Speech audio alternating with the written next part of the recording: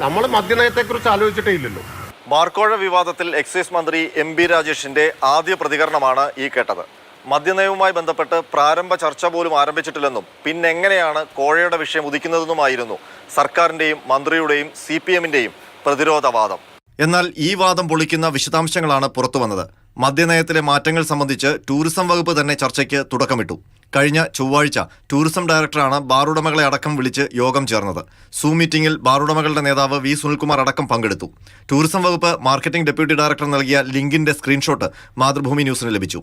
യോഗ വിഷയം മദ്യനയമാണെന്ന് ഈ സ്ക്രീൻഷോട്ടിൽ നിന്ന് വ്യക്തമാണ്.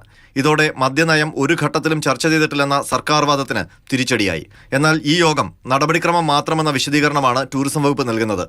ടൂറിസം മന്ത്രി അറിഞ്ഞുകൊണ്ടുള്ള ചർച്ചയല്ല. മദ്യനയവുമായി ബന്ധപ്പെട്ട് അഭിപ്രായം അറിയിക്കാൻ വകുപ്പ് സെക്രട്ടറിമാരുടെ യോഗം വിളിച്ച് ചീഫ് സെക്രട്ടറിയാണ് നിർദ്ദേശം നൽകിയത്.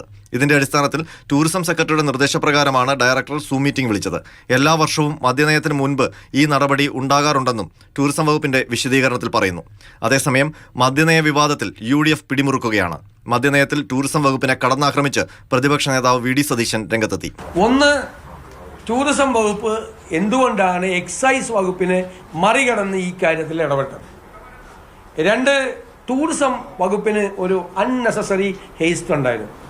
എല്ലാ അനുമതിക്കും പിന്നിലുള്ള അനാവശ്യമായ തിടുക്കം അതെന്തിനായിരുന്നു? ബാർക്കോഴ വിവരം പുറത്തു കൊണ്ടുവന്നവരെയാണ് സർക്കാർ ലക്ഷ്യമിടുന്നതെന്ന് V. മുരളീധരന്റെ ആരോപണം. മുഖ്യമന്ത്രി ഇത് സംബന്ധിച്ചിട്ടുള്ള വിശദമായിട്ടുള്ള അന്വേഷണത്തിനായി കേന്ദ്ര ഏജൻസിയെ ചുമതലയേൽപ്പിക്കണം.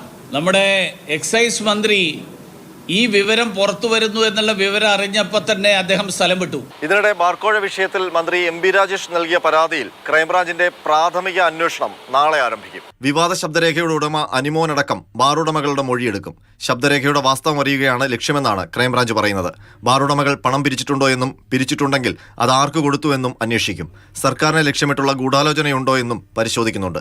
വേഗത്തിൽ പ്രാഥമിക അന്വേഷണ റിപ്പോർട്ട് നൽകാനാണ് ക്രൈംബ്രാഞ്ചിന്റെ നീക്കം. R. അനന്തകൃഷ്ണൻ, മാതൃഭൂമി ന്യൂസ്, തിരുവനന്തപുരം.